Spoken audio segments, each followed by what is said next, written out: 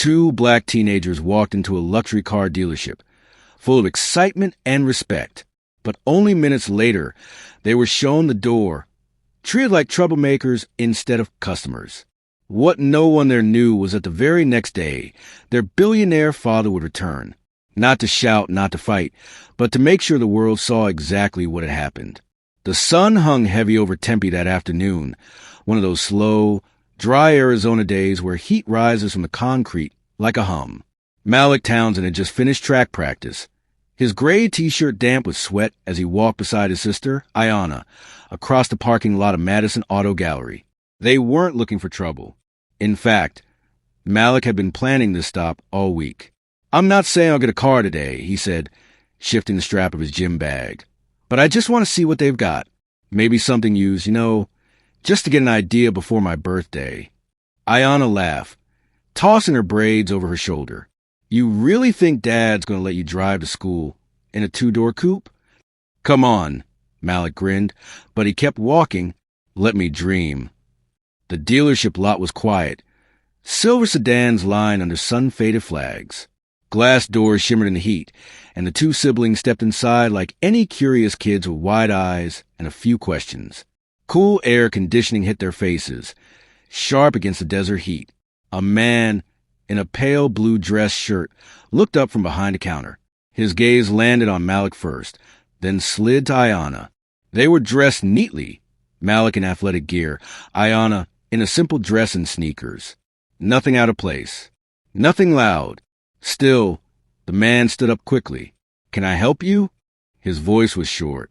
Malik, always polite, stepped forward. "Yeah, just checking out some cars. Maybe looking for something used. My birthday's next month, and—" "Do you have an appointment?" The man cut him off, already walking toward them. Malik hesitated. "No, we don't allow unsupervised minors in the showroom," he interrupted, flashing a glance at a co-worker across the room. "Company policy." Ayana frowned. "We're not touching anything. Still, this isn't a hangout spot." His tone turned colder. "You can look at the website if you're interested." Silence followed. Malik opened his mouth, then closed it. Ayana's hand tightened on her bag strap. "We'll leave," Malik said quietly. And they did. No yelling. No pushing back. Just a slow walk across the hot pavement. Ayana holding her breath the whole way. She didn't speak until they were in the back of their Uber. "That man looked at us like we were nothing," she whispered. Malik nodded, jaw tight. He tapped his phone, checked the ride time, then stared out the window. Ayana studied her brother's reflection. He wasn't loud by nature, but this silence felt heavier. It wasn't quiet, it was control. She'd seen that same look once before, on their father's face. "You're not going to tell Dad, are you?" she asked. Malik didn't answer right away. "I don't know," he finally said. "I don't even know what to call it. It's not like the guy said anything extreme. He just didn't want us there." "It felt extreme to me," Ayana muttered, leaning back. The rest of the ride stayed silent. They didn't need to say it aloud. They both knew what had just happened. What the man at the dealership didn't know, though, was who he had turned away. And by tomorrow morning, he was going to find out. The Uber wound to the hills of Paradise Valley, past larger, quieter homes that spread farther apart the higher they climbed. Inside the black SUV, Ayana sat with her arms crossed, still fuming, while Malik stared at his blank phone screen, lost in thought. Their house came into view, a modern white-in-stone property behind a discreet gate. Not flashy, but expensive in the kind of way that spoke of old money or very smart money. Their father, Charles Townsend, had built his empire from nothing, starting with computer repairs in Flagstaff before striking gold with a data security startup. These days, Forbes articles and Silicon Valley panels carried his name, but around here, he was simply Charles. The siblings slipped inside to the side entrance, dropping their bags near the kitchen bench. The house smelled faintly of cedar and clean linen. Their housekeeper, Mrs. K, glanced up from folding towels at the dining table. "Hey, y'all. Everything good?" "Yeah," Ayana mumbled. Malik said nothing. From down the hall, their father's voice carried. "Malik?" Charles appeared seconds later, barefoot in a navy polo, a tablet in hand. Back early. Malik shrugged. Didn't stay long. Charles noticed his son's slumped shoulders and the way he avoided eye contact. He glanced at Ayana, whose expression revealed more than she meant. What happened? Malik stayed silent. Charles set down his tablet, folding his arms. Malik, Ayana sighed. Some guy at the dealership said we weren't allowed in. Charles frowned. Which dealership? Madison Auto Gallery, she said. Off University Drive. He said what exactly? Malik rubbed the back of his neck. Didn't want us looking around. Said they don't let minors in without a parent. Accused us of hanging out. Charles didn't move right away. His eyes narrowed, not with anger, but with thought. That careful, steady focus that meant he was already planning 2 or 3 steps ahead. What did you do? He asked quietly. We left, Malik said. Didn't want to cause a scene. That answer hit hard. Charles took a slow breath, stepped into the kitchen, and poured a glass of water. He handed it to Malik before speaking again. You did the right thing. You hear me? Malik nodded once. But then Charles sat down on a counter stool and looked his son straight in the eye. I need you to understand something. You are not less than anybody. I don't care if you walk in wearing track clothes or a tuxedo. You carry yourself with respect. And if someone decides to see you as a problem, that's on them, not you. Ayana leaned against the fridge, watching. Charles's voice stayed calm, steady. But you should also know this. Silence isn't always strength. Sometimes when you let people get away with small things, they keep doing them to the next person. And the next. Malik swallowed hard. So what are you going to do? Charles didn't answer right away. He looked at both of his children, then pulled out his phone. I'm going to have a conversation, he said. With who? Ayana asked, blinking. With whoever runs that place, Charles replied, already walking out of the room. The rest of the day passed in a strange quiet. No shouting, no rush phone calls. Charles cooked dinner like usual, grilled salmon, asparagus, rice, and they ate together as a family. But something in the air had shifted. It wasn't anger. It was purpose. That night, Malik lay staring at the ceiling for a long time before sleep finally came. He didn't know what his father meant by a conversation, but he had a feeling it was going to be louder than any shouting ever could be. And across town, the man at the dealership had no idea that a storm was already on its way. Madison Auto Gallery opened at 9 sharp. By 8:45, staff were already trickling in, keys jingling, coffees in hand, sunglasses still on. Just another Monday morning. Derek Holton, the assistant sales manager, leaned on the front desk with his iced Americano, scrolling through his phone. He didn't even recognize half the names in his inbox anymore. Turnover was high. The job paid well if you knew how to sell. And Derek knew how to sell. At 9:03, a customer arrived. A navy blue Rolls-Royce Phantom glided into the lot, sunlight bouncing off its polished surface. It didn't pull into a regular space. It didn't wait in the back. It stopped right at the front doors. No one got out at first. Derek glanced at the receptionist, then stepped around the desk. You expecting an appointment? He asked. Nope, she said, eyes locked on the car. Then the door opened. Out stepped a tall man in a dark blazer, slacks pressed sharp as glass, shoes polished to a mirror shine. He walked slowly, calmly, no wasted steps. He pushed open the glass door and stood in the entrance. Good morning, he said, voice smooth but firm. I'm looking for your manager. Derek hesitated. I'm the assistant manager. What can I help you with? The man looked at him directly. You're not who I need. That's when Kyle Lenson, the general manager, hurried out of his office. He was tall, red-faced, always looking a little too stressed. Morning, Kyle said quickly. I'm Kyle. Can I ask what brings you in? The man reached into his jacket and handed him a card. Kyle read the name slowly. Charles Townsend, founding chairman, TNS Global. His face went pale. Wow, sir. I wasn't expecting. I imagine you weren't, Charles replied, stepping further inside. I won't take much of your time. Kyle motioned toward his office, eyes darting toward Derek. We can talk in here. Charles didn't move. No need for privacy. This is a public place. I'll only take a few minutes. Kyle nodded stiffly, clearly uncomfortable. Of course. Go ahead. Charles glanced around the showroom. Yesterday, 2 kids walked in here. One was my son, the other my daughter. Kyle swallowed hard. I see. They were told they couldn't look around, that they should leave, that this place wasn't for them. Sir, we have... Charles raised a hand. I'm not here to argue. I'm not here for a refund. I didn't lose anything yesterday. But you did. You lost a chance to do right by 2 young people who were raised to treat others with respect, even when it isn't returned. A few employees drifted closer, pretending to tidy papers or wipe counters. My children are not troublemakers, Charles continued. They're thoughtful, intelligent, raised with care. They don't need your validation, but they do deserve to be treated like people, not like threats.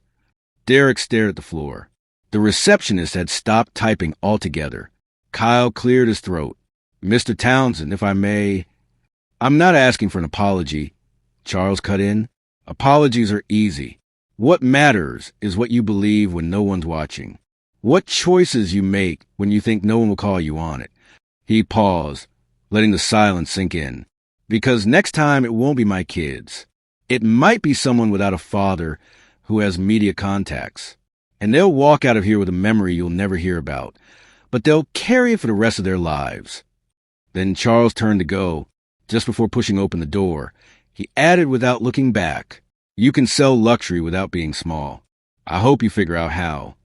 Outside, a small crowd had gathered. 2 people recording on their phones, a local reporter with a tip and a woman holding a mic. Charles hadn't called anyone. Word had simply spread. The air outside had shifted, not in temperature, but in weight. Charles stepped onto the dealership pavement with calm, deliberate steps. His expression didn't change at the sight of the small crowd forming. 2 college students stood off to the side, phones in hand, whispering to each other. A reporter from KXME5 News was already murmuring into her mic, unsure if she was even live yet. Charles didn't raise his voice. He didn't look for a podium. He simply stopped near the front doors, adjusted the sleeve of his jacket, and began to speak. I wasn't planning to say anything today, but I know how this works. If I don't say it now, someone else will try to speak for me. He looked up, scanning the faces. My son, Malik, and my daughter, Ayana, came here yesterday afternoon. They weren't loud. They weren't touching anything. They came here like any other young people, with some excitement in their hearts and a dream in their heads. His voice stayed low, so soft that people leaned closer to hear. But they were asked to leave, not because they broke a rule, not because they touched something they shouldn't have, but because someone decided they didn't belong here, that they were a problem before they even said a word. The college student recording let out a shaky breath. Charles continued, I've spent my life building something that lasts, and I've taught my children that what you build isn't just about money in a bank account. It lives in how you treat people, in the everyday decisions, the ones you make when nobody's watching. He paused, not for drama, but because the next words mattered. Yesterday, someone looked at my children and didn't see who they were. They saw who they assumed they were, and they dismissed them. You don't need to shout to be disrespectful. You just need to make someone feel small in a place they were excited to walk into. Behind the glass doors, Kyle watched with his hands buried deep in his pockets. Charles glanced at him briefly, then turned back to the crowd. I'm not asking anyone to cancel this place. I don't believe in that. I'm not even angry anymore. I'm just tired of seeing this pattern. Good kids treated like criminals before they've done anything wrong. That kind of thing stays with you. And if no one speaks up, it just keeps happening. A few more bystanders had stopped on the sidewalk. Across the street, a delivery driver lowered his sunglasses to watch. I showed up today because my children didn't deserve that treatment. And because I want them to see that when something's wrong, you don't just swallow it. You face it with clarity, with dignity, and without becoming what you're standing against. Charles walked back to the Rolls-Royce, hand on the door handle. One more thing, he said. My kids walked out yesterday with their heads up. That says everything about them, and nothing about the man who tried to shrink them. He opened the door, got in, and didn't say another word. The crowd didn't cheer. No one clapped. They just stood there, taking in what they had seen and heard. Inside the dealership, Derek slowly sat down. The receptionist's eyes filled with tears, though she didn't know why. Kyle Lenson stood stiff by the window, arms at his sides, knowing it was already too late to control the story. By that afternoon, the first video hit Twitter, then Instagram, then the news. A shaky vertical clip, filmed by a college freshman named Tori Clemens, had already crossed 2 million views on X by lunchtime. Her caption read, "This man just walked into a dealership that disrespected his kids and handled it with so much class. I'm actually speechless." People weren't just sharing the video, they were dissecting it, freezing frames, zooming in, debating tone, arguing in threads. Under one post, a woman from Flagstaff commented, "Charles Townsend fixed my dad's laptop in 2001 and refused to take a dime. That man's been different from the start. Not everyone was kind." An anonymous account with an Eagle profile picture wrote, "Why didn't the kids just say who their father was? Sounds like they wanted to play victim." And just like that, the story snowballed. Morning talk shows picked it up. Good Morning Phoenix aired a segment titled, "Billionaire Father Calls Out Discrimination at Tempe Car Dealership." By midday, the dealership's Yelp rating had crashed from 4.2 stars to 2.1. Dozens of one-star reviews popped up like weeds. Rude and dismissive staff. "Made my teenage son feel like a criminal. Never coming back. If you're not wearing a suit and tie, don't even bother walking in. They'll throw you out before you can say a single word." Not all the reactions came from strangers online. Local activist groups also jumped on the story, pushing for deeper talks about how young people are judged and how bias shows up in everyday life. In the middle of it all, the dealership finally released a statement, a dry, 2-paragraph apology posted on their website and Instagram. "We regret the recent incident that took place in our showroom and are reviewing our policies. We strive to provide a welcoming environment to all guests and take these matters seriously." But the comments under that post said it all. You're only sorry because you got caught. Reviewing policies? Try reviewing your employees. This apology is as cold as a parking ticket. Behind the scenes, Kyle Lenson was scrambling. He had already called 2 PR consultants, both giving him the same advice. Say less. Lay low. Do not try to spin it. But the internet didn't care about PR advice. People wanted honesty. They wanted names. They wanted action. Meanwhile, Malik and Ayana were at home, their phones buzzing nonstop. Some messages from friends, others from numbers they didn't even recognize. Ayana showed Malik one that made them laugh despite everything. "Girl, is that your dad on the news? Tell him to run for office," or something, "I'm dead." But then came the harder messages. "Why didn't y'all just walk away? Nobody owes you a car. Not everything is about race. Maybe they thought you were skipping school. Rich people want sympathy now. Please." Malik stared at his phone, jaw clenched. Ayana nudged him. "Don't read that stuff." He didn't answer. He just kept scrolling. Their father walked in holding 2 mugs of tea.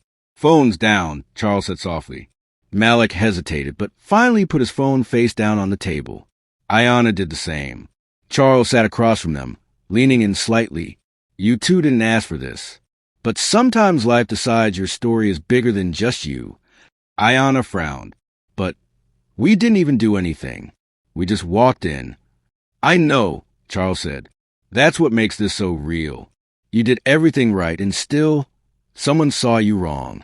Malik looked down at the table. "Is it always going to be like that?" Charles let the question hang in the air before answering. "No, but it will happen again. And when it does, you'll have to decide who you want to be in that moment." Outside, reporters were still circling their house. Inside, something stronger than anger was beginning to grow, awareness. And awareness doesn't go away. 2 days had passed since Charles spoke at the dealership. Too long, quiet days filled with headlines, messages, and endless noise. But behind their hedges, it was calm. Charles stood at the grill, slowly flipping salmon fillets. Malik sat at the patio table, elbows on his knees, staring across the yard. Ayana leaned against the railing, her hoodie pulled tight around her face. No cameras, no questions, just family. You know, Charles said, still watching the grill, when I was 16, I saved for 2 years to buy my first car. A 94 Corolla, faded red, had to roll the windows down by hand. Ayana looked up. You said it didn't have AC, right? None, Charles chuckled. Phoenix summer nearly cooked me alive. But I love that car, not because it was nice, but because I earned it. Malik finally turned his head. Did you ever get treated like we did? Charles nodded. More times than I can count. Walked into stores and got followed. Tried to get bank loans and got laughed at. One time I got denied service at a diner in Tucson. Sat there with my code books in my lap and everything. I didn't make a scene. Just left. But why not say something back? Like you did now? Malik asked. Charles flipped another fillet, his voice calm. Because back then, I didn't think my voice mattered. I thought keeping my head down was the only way forward. But I was wrong. The grill hissed quietly. That's the thing, son. Spend enough time swallowing disrespect, and you start to forget what being seen feels like. I never wanted that for you or your sister. Ayana sat beside her brother. Well, you definitely made sure we got seen. Charles looked at both of them. Being seen is enough. You have to be ready for what comes with it. The praise, the criticism, the people who love you for standing up, and the ones who hate you for it. Malik sighed. I didn't even want this to be a thing. I just wanted to look at a car. I know, Charles said softly. That's what makes it powerful. You weren't performing. You were just living your life. And someone didn't like what that looked like. He paused. I'm proud of you, both of you. You didn't shout. You didn't try to prove anything. You just stayed true to who you are. Ayana shrugged. It didn't feel brave. It's not supposed to, Charles said. Bravery is quiet most of the time. It's simply refusing to let the world strip away your decency. A long silence filled the yard. Then Ayana smirked. So, are we still looking for a car or what? Charles grinned. I thought you'd never ask. Malik sat up straighter. Wait, for real? Charles tossed a set of keys across the table. They landed near Malik's hand with a soft clink. Check the garage tomorrow. But remember, it's not about the car. It's about who you become while driving it. That matters more than anything with an engine. Ayana leaned into her brother, teasing. You better not crash it on the first day. Please, Malik shot back. I'm driving like it's made of glass. Charles laughed, and for the first time in days, the weight of everything began to lift. Some stories end in outrage, others in silence. But this one ended with a lesson. Sometimes the best way to fight back is to stand tall, calm, honest, unshaken.